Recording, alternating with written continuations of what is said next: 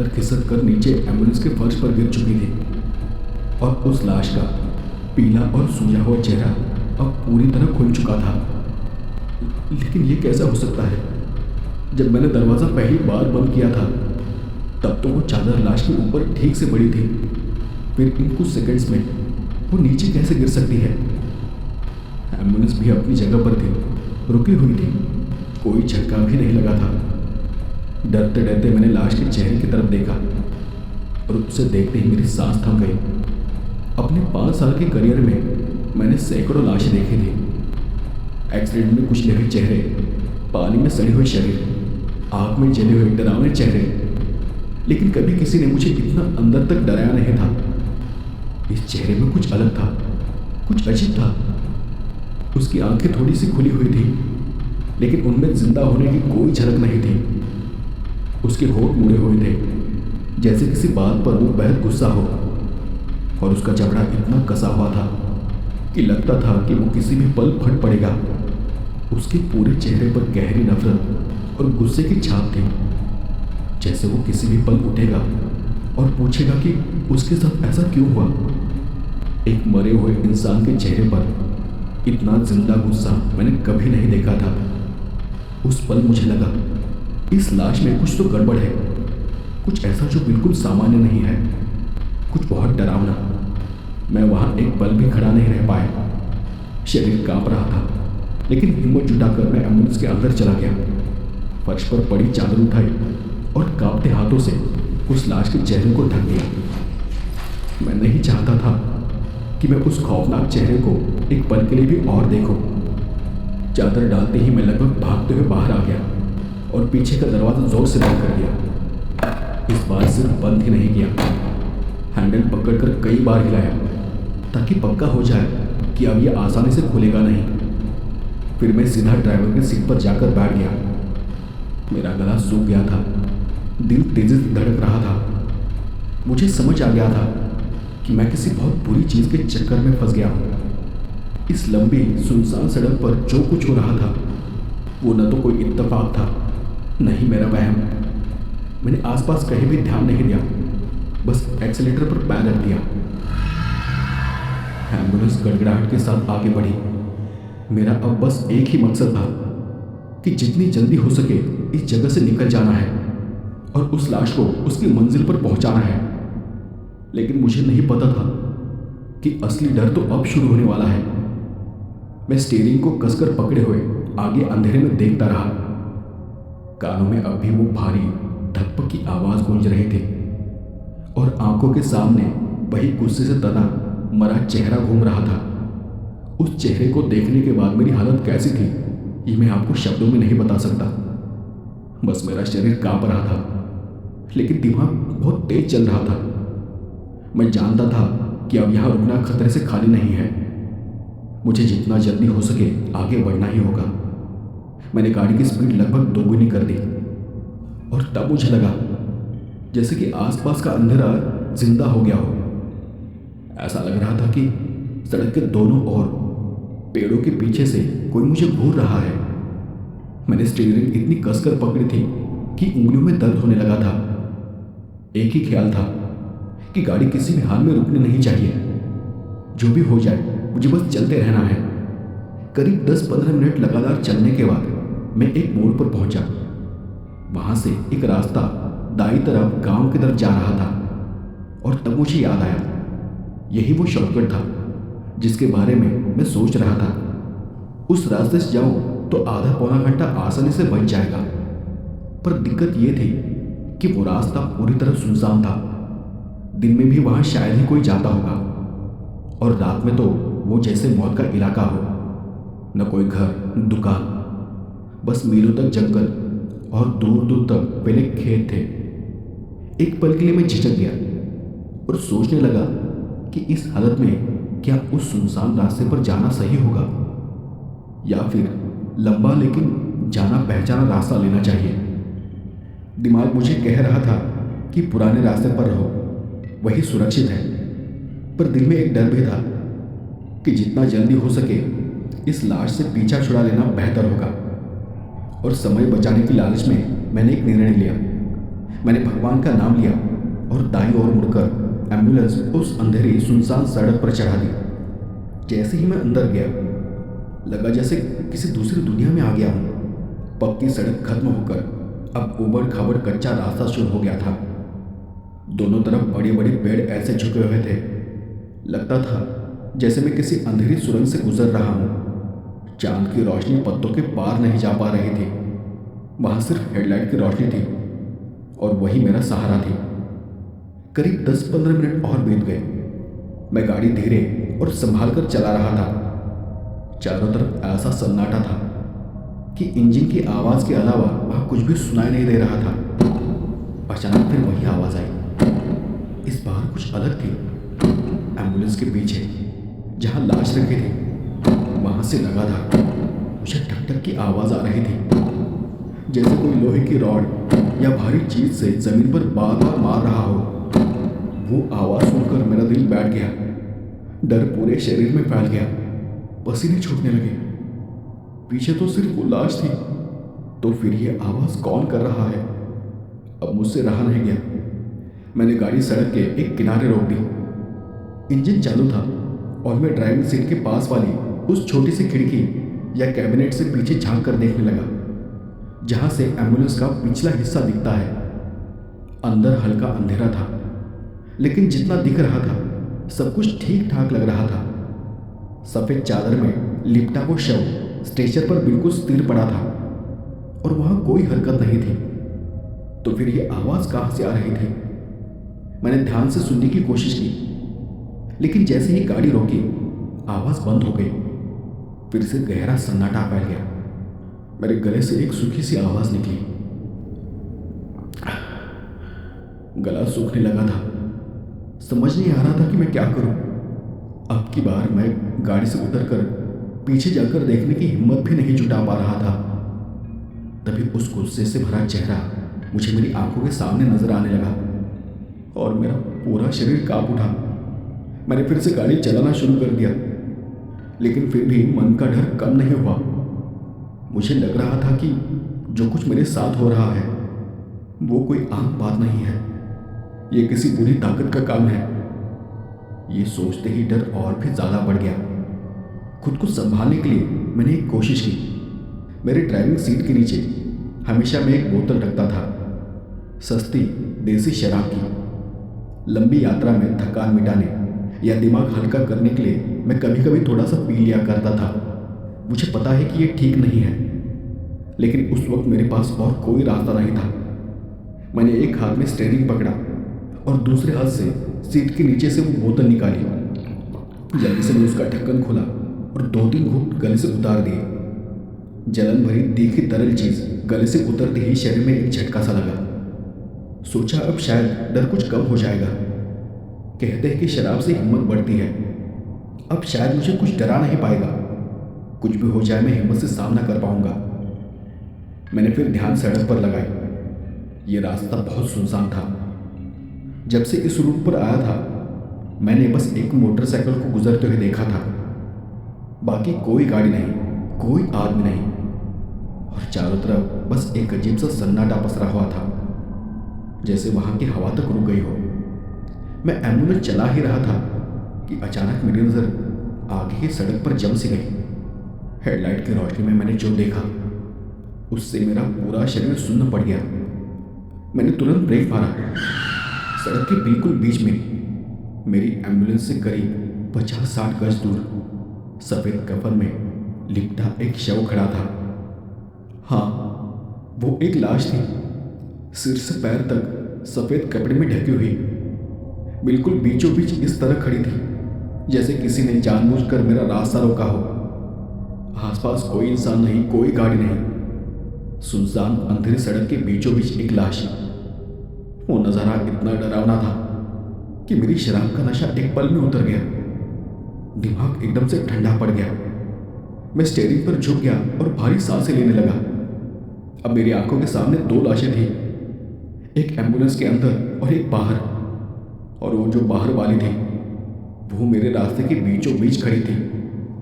मुझे समझ आ गया था कि मैं किसी खतरनाक जाल में फंस चुका हूँ। निकलने का कोई रास्ता नहीं था। उस सफेद कपड़े में लिपटे शरीर को देखकर मैं बिल्कुल सुन्न हो गया।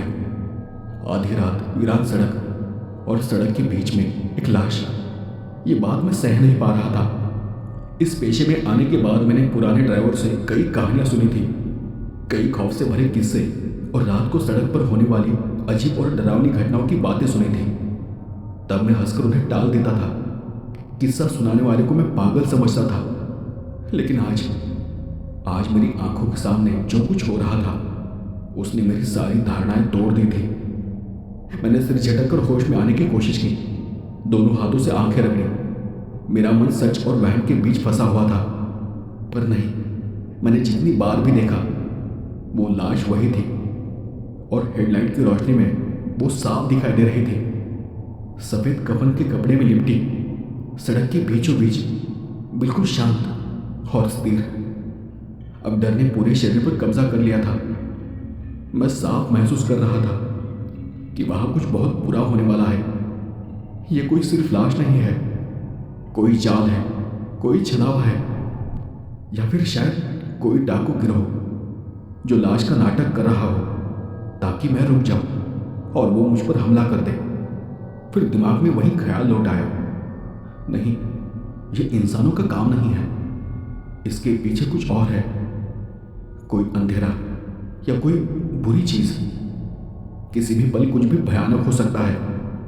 और उस पल मेरे अंदर की आवाज चीखने लगी, दीपक, भाग जा यहां से, अभी भाग जा, नहीं तो मर जाएगा। मैं डर से जड़ हो चुका था, लेकिन मैं ये भी जानता था कि मुझे अपना सिर ठंडा और शांत रखना पड़ेगा। अगर मैं यहीं रुका तो मैं मर जाऊंगा। मैंने गाड़ी फिर से गियर में डाली और एक्सीलेटर पूरा दबा दिया। एम्बुलेंस एक जोर का आवाज करते हुए आगे बढ़ी। अब दिमाग में एक ही बात चल रही थी, कुछ भी हो मैं रुकूंगा नहीं। सामने जो भी है उस चीज के ऊपर से गाड़ी निकाल दूंगा। अगर वो कोई इंसान है या कोई डाकू होगा तो डर के मारे अपने आप हट जाएगा, और अगर नहीं हटा तो जो होना है होगा, मुझे उससे कोई फर्क नहीं पड़ता। वो सड़क बहुत चौड़ी नहीं थी और वो लाश जैसे दिखने वाली चीज सड़क के बीचों बीच थी। उसे बचाकर निकलना नामुमकिन था। एम्बुलेंस की स्पीड बढ़ती ही जा रही थी। मेरी नजरें उसी सफेद कपड़े पर जमी थी। दिल की धड़कनें इतनी तेज थी कि लगता था कि पसलियां फट जाएगी। जैसे जैसे गाड़ी करीब पहुंची, वो शरीर जरा भी हिला नहीं। मेरी रीढ़ में ठंडी लहर दौड़ गई। मैंने अपनी आंखें बंद कर ली और अगले ही पल टायरों के नीचे किसी चीज के दबने की भारी धक्का जैसी आवाज आई। मेरा पूरा शरीर कांप गया और तभी मेरे कानों में एक दिल दहला देने वाली चीख गूंज उठी। वो चीख इतनी तेज और डरावनी थी कि लगा मेरे कान के पर्दे फट जाएंगे। पर सबसे डरावनी बात यह थी कि वो चीख एम्बुलेंस के बाहर से नहीं बल्कि अंदर से आई थी, मेरे पीछे की ओर से, जहां वो अधेड़ उम्र के आदमी की लाश पड़ी थी। मुझे ऐसा लगा जैसे मैंने किसी जिंदा इंसान के ऊपर गाड़ी चला ली हो और उसकी दर्द भरी चीख मेरे एम्बुलेंस के अंदर गूंज रही हो। मेरे दिमाग ने काम करना जैसे बंद कर दिया था। मेरे हाथ पांव अब जोर जोर से कांप रहे थे, लेकिन फिर भी मैंने एक्सीलेटर से अपना पैर नहीं हटाया।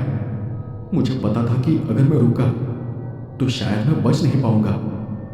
मैं आसपास देखे बिना सिर्फ सामने देखते हुए गाड़ी चलाने लगा। मैंने एम्बुलेंस को एक पल के लिए भी नहीं रोका। अब मुझे लगने लगा था कि जैसे मैं नर्क के रास्ते पर गाड़ी चला रहा हूं। थोड़ी दूर जाने के बाद मैंने साइड मिरर की तरफ देखा और मैंने पीछे का नज़ारा देखने की कोशिश की, लेकिन हेडलाइट की रोशनी पीछे तक पहुंच नहीं रही थी। जहां तक नजर जा सकती थी सिर्फ गहरा काला अंधेरा था। उस सफेद कपड़े में लिपटा शरीर जैसा वहां कुछ भी नहीं था। ऐसा लग रहा था जैसे पीछे की सड़क को अंधेरे ने निगल लिया हो। मेरा पूरा शरीर पसीने में भीग गया। मैं बड़ी सांसें ले रहा था और मेरे कानों में अब भी वो भयानक चीख गूंज रही थी। मेरे दिमाग में बस एक ही बात चल रही थी कि कुछ भी हो, मुझे ये सड़क पार करनी है, मुझे लोकल एरिया तक पहुंचना है। मैंने गाड़ी की रफ्तार और बढ़ा दी और उस टूटी फूटी सड़क पर एम्बुलेंस उछलती हुई चली जा रही थी। लेकिन मुझे इस बात की कोई परवाह नहीं थी। मेरी आंखें सिर्फ सामने की अंधेरी सड़क पर थी और मेरा ध्यान बार बार पीछे उस ठंडी शांत जगह पर जा रहा था जहां मेरे साथ वो भयानक लाश थी। पता नहीं क्यों, पर मेरा मन यह कह रहा था कि ये रात अभी भी खत्म नहीं हुई है। मेरी हर सांस में डर और आतंक था और उस वक्त मैं बस एक ही काम कर रहा था कि पूरी ताकत से एक्सीलेटर दबाकर एम्बुलेंस को आगे ले जा रहा था। अब शायद मैं अपनी मंजिल से सिर्फ 30-35 मिनट दूर था। ये शॉर्टकट का रास्ता लगभग खत्म होने वाला था और कुछ दूर आगे जाने पर शायद मैं मेन सड़क पर निकल जाऊंगा और ये श्रापित रास्ता खत्म हो जाएगा। और यही सोचकर मुझे थोड़ी हिम्मत मिली, लेकिन मेरी ये सोच गलत थी। रात की सबसे डरावनी और सिहरन पैदा करने वाली घटना अब भी बाकी थी। मैं अपने आप को एक झूठी तसल्ली देते हुए गाड़ी चला रहा था कि अचानक एम्बुलेंस की छत पर जोर से आवाज आने लगी। वो आवाज ऐसी थी जैसे कुछ लोग छत पर कूद रहे हो। धम धम की आवाज थी। उस भारी आवाज से पूरी एम्बुलेंस कांप रही थी। मुझे लगा शायद वो छत टूटकर मेरे सिर पर गिर जाएगी। और जैसे ही मुझे ये आवाज सुनाई दी, मेरे अंदर के डर ने हद पार कर दी। मेरे उस डर को शब्दों में बयान करना नामुमकिन है। मेरी सारी हिम्मत अब एक पल में टूट चुकी थी। सारा शरीर पसीने से तरबतर हो गया था और तेजी से कांप रहा था। मैंने स्टीयरिंग पकड़कर सीधे बैठने की कोशिश की। मुझ में अभी हिम्मत नहीं थी कि मैं गाड़ी रोक कर देखूं कि छत पर कौन है। मैं डर के मारे उस आवाज से अपना ध्यान हटाने की कोशिश करने लगा, लेकिन अब माहौल इतना डरावना हो गया था कि मेरा ध्यान दूसरी तरफ ले जाना नामुमकिन था। छत पर हो रही वो हरकत मेरे दिमाग पर चोट कर रही थी। तभी मुझे लगा कि जैसे मुझे अपने बाई साइड की खिड़की के पास अंधेरे में एक धुंधली सी शक्ल दिखाई दी हो। एक पल के लिए ऐसा लगा जैसे दो बड़ी बड़ी आंखें और एक अजीब सी शक्ल उस आईने के पास उभर आई हो। अब उस तरफ देखने की हिम्मत ही नहीं थी, पर फिर भी मैं अपने मन को रोक नहीं पाया। कांपते शरीर और नम आंखों से मैंने खिड़की की तरफ देखा। वहां कुछ नहीं था, सिर्फ गहरा काला अंधेरा था। लेकिन मैं महसूस कर सकता था कि वहां कोई था जो बाहर से मुझे देख रहा था। उसकी मौजूदगी को मैं अपनी त्वचा पर महसूस कर रहा था। मेरे रोंगटे खड़े हो गए थे, मेरी जान हलक में आ गई थी। और तब मैंने चुपचाप भगवान का नाम लेना शुरू कर दिया। मैंने हनुमान चालीसा बड़बड़ाने की कोशिश की, लेकिन मेरे होठ हिल नहीं रहे थे। छत से आती वो डरावनी आवाज अभी तक रुकी नहीं थी। फिर मैंने अपने आप मन ही मन में कहा, चाहे कुछ भी हो जाए, मैं घर आने तक गाड़ी नहीं रोकूंगा। मुझे अच्छे से पता था कि रुकने से मेरी जान को खतरा होगा। ये बुरी चीज मुझे रोकने के लिए सब कुछ कर रही है। और तभी अचानक जैसे ये सब शुरू हुआ था, वैसे ही अचानक छत पर हो रही कूद फान की आवाज पूरी तरह बंद हो गई। चारों ओर डरावना सन्नाटा छा गया, लेकिन इस सन्नाटे से मुझे कोई आराम नहीं मिला, बल्कि डर और भी ज्यादा बढ़ गया। मेरा मन यही कह रहा था कि यह सन्नाटा शायद किसी और भयानक घटना की शुरुआत है। और जैसे मैंने सोचा था वही हुआ। एम्बुलेंस के अंदर जहां वो लाश रखे थे, वहां से मुझे गहरी भारी रोने की आवाज आने लगी। ये रोना किसी आम आदमी का नहीं था। आवाज इतनी दर्दनाक और भयानक थी कि मेरे शरीर के रोम रोम खड़े हो गए। मेरे हाथ पांव ठंडे पड़ गए और खून जम सा गया। जब इंसान बहुत ऊंचाई से नीचे देखता है तो जैसे डर से हाथ पांव सुन्न हो जाते हैं, मेरी हालत भी बिल्कुल वैसी ही हो चुकी थी। और अब मैं खुद को संभाल नहीं पा रहा था। मेरे हाथ पसीने से इतने तर हो चुके थे कि स्टीयरिंग पकड़ना भी मुश्किल हो गया था। पीछे से किसी के रोने की आवाज धीरे धीरे बढ़ती ही जा रही थी। पहले तो लगा कि जैसे कोई हल्की सिसकियां ले रहा है, लेकिन थोड़ी देर में ही वो सिसकियां एकदम दर्द भरी चीख में बदल गई। वो आवाज इतनी तेज और चुभने वाली थी कि मुझे लगा मेरे कान के पर्दे फट जाएंगे। घबराहट में मैंने दोनों हाथों से अपने कान बंद करने की कोशिश की और फिर गाड़ी हिलते ही स्टीयरिंग को फिर से संभाला। और तब मुझे उस चीख के बीच एक भारी गहरी आवाज सुनाई दी, ऐसा लगा जैसे कोई सीधा मेरे कान के पास आकर बोल रहा हो। तूने मेरे ऊपर से गाड़ी चलाई। क्या तुझे ये लगता है कि तू आज जिंदा घर पहुंच पाएगा? और ये सुनते ही मेरा दिमाग सुन्न पड़ गया, सांस रुक सी गई। मैं अपने कानों पर भरोसा नहीं कर पा रहा था। और तब मैं सोचने लगा, क्या वो जो सड़क में बीच में खड़ा था वो सच में लाश थी? और ये सोचते ही मेरे शरीर का हर हिस्सा ठंडा पड़ गया। डर से मैं जड़ हो गया और मुझे लगने लगा कि शायद आज मेरा आखिरी दिन है। वो भूतिया चीज मुझे मारने वाली है। और ये सोचते सोचते मेरी सांस घुटने लगी। तभी मुझे सामने मेन रोड की रोशनी नजर आने लगी। मतलब बस कुछ ही दूरी बाकी थी, लेकिन मेरे अंदर के डर ने मुझे ऐसे जकड़ रखा था कि मुझे लगा जैसे वो थोड़ी सी दूरी मैं कभी पार ही नहीं कर पाऊंगा। ऐसा महसूस हो रहा था कि मेरी एम्बुलेंस पर किसी ने बहुत भारी बोझ डाल दिया हो। पूरा एक्सीलेटर दबाने के बाद भी मेरी गाड़ी आगे नहीं बढ़ रही थी, बल्कि धीरे धीरे उसकी रफ्तार और कम होती जा रही थी। मैं समझ गया कि कोई बुरी ताकत मुझे रोकने की कोशिश कर रही है। उस आवाज के बाद मैं लगभग बेजान सा हो गया था। मेरे दिमाग ने काम करना तक बंद कर दिया था। मैं बस किसी मशीन की तरह स्टीयरिंग पकड़े बैठा था और पैर से मैंने एक्सीलेटर दबा रखा था। मेरी एम्बुलेंस किसी अदृश्य ताकत से लड़ते हुए आगे आगे बढ़ रहे थे।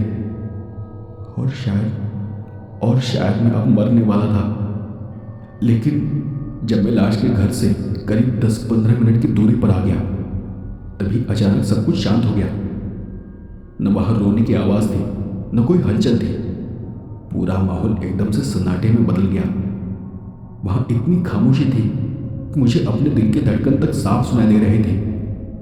ये अचानक आई चुप्पी मुझे और भी डरावने लगने लगी। मैं जानता था कुछ तो होने वाला है। तभी अचानक धड़ाम की आवाज आई, जैसे कुछ भारी चीज गिर गई हो। वो आवाज एम्बुलेंस के अंदर से आई थी। मेरा दिल एकदम से उछल पड़ा। क्या वो लाश स्ट्रेचर से गिर गई थी? मैंने डरते हुए गाड़ी की रफ्तार धीमी की और सीट के पास लगे छोटे कांच से पीछे झांका।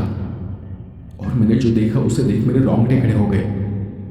वो स्ट्रेचर खाली था और वो सफेद कपड़े में लिपटी लाश अब एम्बुलेंस की लंबी साइड पर बैठे थे, ऐसे जैसे वो कोई जिंदा इंसान बैठा हो। उसका चेहरा ढका हुआ था, लेकिन उससे भी डरावनी चीज वो स्ट्रेचर की हालत थी। वो पूरी तरह मुड़ा हुआ था, जैसे किसी ने गुस्से में पकड़कर उसे तोड़ दिया हो। और उस पल मेरे शरीर की और सोचने की ताकत खत्म हो चुकी थी। स्टीयरिंग बार बार हाथ से छूट रही थी। अब मैं बस भगवान का नाम लिए जा रहा था। डर इतना ज्यादा था कि आंखों से आंसू बह रहे थे। मैं बस भगवान से प्रार्थना किए जा रहा था कि किसी भी तरह उस लाश को मैं घर पहुंचा दूं और मैं बच जाऊं। मैंने अपना ध्यान हटाया और आखिरकार कांपते हुए आधी बेहोशी की हालत में मैं उस पते पर पहुंच गया। और मेरे सामने एक पुराना मिट्टी का घर था। चारों तरफ अंधेरा और सन्नाटा। घर के बाहर तब कोई नहीं था। मैंने गाड़ी रोकी और मोबाइल निकाला और अस्पताल से मिले उस नंबर पर कॉल किया। पहले ही रिंग पर एक लड़के ने फोन उठाया। Hello hello. उसकी आवाज सुनकर ही मुझे लगा कि वो दुख में है। और तब मैंने कहा, मैं एम्बुलेंस से बोल रहा हूँ। मैं आपके घर के सामने पहुंच गया हूँ। और तब वो बोला, हाँ क्या आप आ गए हैं? हम भी बाहर आ रहे हैं। मैंने फिर कहा, हाँ जल्दी आइए, जल्दी बाहर आ जाइए। और इतना कहकर मैंने कॉल काट दी। अब मैं एक पल भी उस एम्बुलेंस के साथ नहीं रुक सकता था। मैंने दरवाज़ा खोला और तुरंत बाहर निकल आया। थोड़ा दूर करीब 10-12 कदम जाकर मैं खड़ा हो गया। उस गाड़ी के पास रहना भी मुझे मुश्किल लग रहा था। मैं घर की तरफ देख रहा था, इस उम्मीद में कि कोई बाहर आ जाएगा। तभी पता नहीं क्यों इस बार फिर से मेरा ध्यान उस एम्बुलेंस की तरफ चला गया। और वहां देखते ही मेरा दिल जैसे रुक सा गया। जहां पर कुछ देर पहले मैं बैठा था, वहां अब कोई और बैठा था, जैसे पूरी तरह काले रंग की परछाई जैसा वो कोई इंसान हो। उसका कोई चेहरा नहीं था, बस एक काला आकार था, एक काली परछाई थी और वो सीधा सामने देख रहा था बिना किसी हरकत के। मैं लगभग 10 कदम दूर था, लेकिन डर से अब मेरा दम घुटने लगा था। मैंने चीखना चाहा, पर मेरी आवाज़ गले में ही अटक गई और तभी किसी ने मेरे कंधे पर हाथ रखा। उस स्पर्श के साथ ही मेरा पूरा डर एक चीख के साथ बाहर निकला। मैंने जोर से कहा, हे भगवान। और ये कहते हुए मैंने पलट कर देखा कि मेरे पीछे एक जवान लड़का खड़ा है। शायद ये वही लड़का था जिसे मैंने थोड़ी देर पहले कॉल किया था। मेरे डर से भरी चीख सुनकर वो काफी हैरान होकर मुझे देखने लगा। उसके चेहरे पर हैरानी और सवाल दोनों साफ नजर आ रहे थे। और इसी बीच उस घर से एक और उम्रदराज आदमी बाहर आ गया और तब मुझे लड़के ने पूछा, आपको क्या हुआ? आप अचानक ऐसे क्यों चिल्लाए? मैंने हड़बड़ाते हुए कांपती आवाज में जवाब दिया, अरे आपने तो मुझे डरा ही दिया था। मैं सोच नहीं पा रहा था। बात पूरी करने से पहले ही मेरी नज़र एम्बुलेंस की तरफ चली गई, लेकिन अब ड्राइविंग सीट बिल्कुल खाली थी। वो काली परछाई, वो आकृति वहां से गायब थी। और फिर मैंने उससे कोई बात नहीं की। समझ गया कि अगर मैं उन्हें कुछ बताऊंगा तो वो मुझे पागल समझेंगे। मैंने जल्दी से उस आदमी और उस लड़के की मदद से उस लाश को नीचे उतारा, लेकिन जब मैंने एम्बुलेंस का पिछला दरवाज़ा खोला तो मैं एक बार फिर से दंग रह गया। लाश उस मुड़ी स्ट्रेचर पर नहीं, बल्कि बिल्कुल नए और साफ सुथरे स्ट्रेचर पर थी, ठीक वैसे जैसे अस्पताल से उठाई थी। और तब मुझे लगा कि अच्छा हुआ कि मैंने इन्हें कुछ कहा नहीं तो ये सच में मुझे पागल समझ लेते। फिर मैंने किराए के पैसे लिए और बिना एक पल रुके वहां से आगे निकल गया। फर्क बस इतना था कि इस बार मैंने उस शॉर्टकट वाले श्रापित रास्ते की जगह लंबा लेकिन जाना पहचाना रास्ता चुना। पर फिर भी पूरे रास्ते भर मेरा शरीर कांपता रहा। मेरी आंखों के सामने बार बार वही मरा हुआ चेहरा उभर रहा था, वो सफेद कफन में लिपटी हुई आकृति।